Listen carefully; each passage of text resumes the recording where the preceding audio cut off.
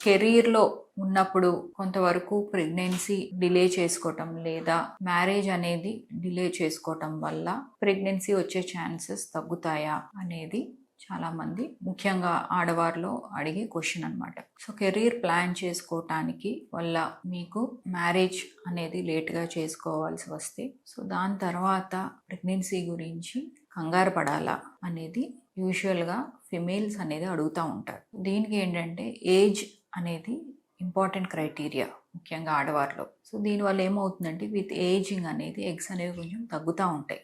తగ్గినప్పుడు ఏంటంటే egg number తగ్గినప్పుడు ఎగ్ క్వాలిటీ కూడా తగ్గుతుంది. అట్ ద సేమ్ టైం ఏంటంటే మనం ఇచ్చే ట్రీట్మెంట్ కూడా కొంతవరకు రెస్పాండ్ అయ్యే ఛాన్సెస్ తగ్గుతుంది. సో దీనికి కొంతవరకు మనకి solution plus at the same time చాలామంది తీసుకుంటున్న వన్ ఆఫ్ ద సొల్యూషన్ ఏంటంటే ఎగ్ ఫ్రీజింగ్ అనమాట.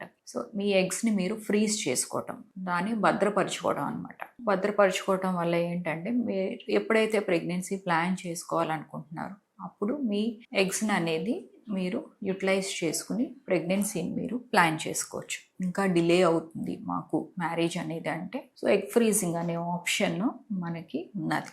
సో ఒకవేళ మీకు మ్యారేజ్ లేట్ అవుతుంది, అలాగే కెరీర్ వల్ల కానీ ఏదన్నా ఇతరత్ర కారణాల వల్ల కానీ మీకు కొన్నిసార్లు ట్రీట్మెంట్స్ వల్ల కానీ ఏమన్నా మీకు ప్రెగ్నెన్సీ డిలే చేసుకోవాల్సి వస్తుంది అని అంటే ఏజ్ క్రైటీరియా తీసుకుని దాన్ని బట్టి ఇఫ్ యు ఆర్ బిలో 30 అయితే 1 year న్యాచురల్గా ట్రై చేసినా కూడా మీకు ప్రెగ్నెన్సీ కన్ఫర్మ్ అవ్వకపోయినా plus at the same time 30 above అయితే 6 months to 8 months గ్యాప్లో మీకు న్యాచురల్గా ట్రై చేస్తున్న ప్రెగ్నెన్సీ కన్ఫర్మ్ అవ్వట్లేదు అని అంటే డెఫినెట్గా మీరు ఫర్టిలిటీ ఎక్స్పర్ట్ యొక్క హెల్ప్ తీసుకోవడం వల్ల ఏంటంటే కొంతవరకు మెడికేషన్స్ తోటి మీరు ఎర్లీగానే ప్రెగ్నెన్సీ కన్ఫర్మ్ చేసుకోవచ్చు. At the same time me fertility score ఎలా ఉన్నది అనేది చూసుకోవటం వల్ల ఎంతవరకు మీరు మ్యారేజ్ని డిలే చేయొచ్చు, ఎంత టైం ఉంది, లేదా ప్రెగ్నెన్సీ ఎంతవరకు డిలే చేసినా ఏ ప్రాబ్లము రాదు అనేది ఒక స్కోర్ అనేది ఉందన్నమాట. ఈ ఫర్టిలిటీ స్కోర్లో వచ్చేసరికి ముఖ్యంగా ఆడవారిలో మనం ఏమై చూస్తాం,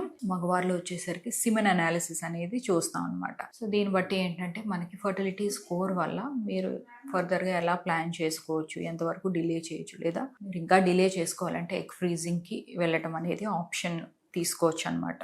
సో 1 to 2 years అయినా కూడా ఇంకా ప్రెగ్నెన్సీ కన్ఫర్మ్ అవ్వట్లేదు అంటే డెఫినెట్గా మనకి ట్రీట్మెంట్స్ అనేవి ఉన్నాయి. సో సింపుల్ మెథడ్స్ నుంచి అడ్వాన్స్డ్ మెథడ్స్ కూడా ఉన్నాయి. సో ఇందులో అడ్వాన్స్డ్ మెథడ్స్ వచ్చేసరికి IUI అండ్ IVF అనమాట. సో ఇలా ప్లాన్ చేసుకుని సక్సెస్ అయిన వాళ్ళు కూడా చాలా మంది ఉన్నారు. సో దీని మీద ఇంకా మీకు ఫర్దర్గా డౌట్స్ ఏమైనా ఉన్నా డెఫినెట్గా నన్ను 49 రాజమండ్రి బ్రాంచ్లో వచ్చి కలిస్తే మీ పాత ట్రీట్మెంట్ ప్రోటోకాల్ కానీ మీరు ఏమైనా ఒకవేళ ఎగ్ ఫ్రీజింగ్ చేసుకోవాలనుకున్నా డెఫినెట్గా దాన్ని మీరు ఇక్కడ యూటిలైజ్ చేసుకోవచ్చు. Thank you so much.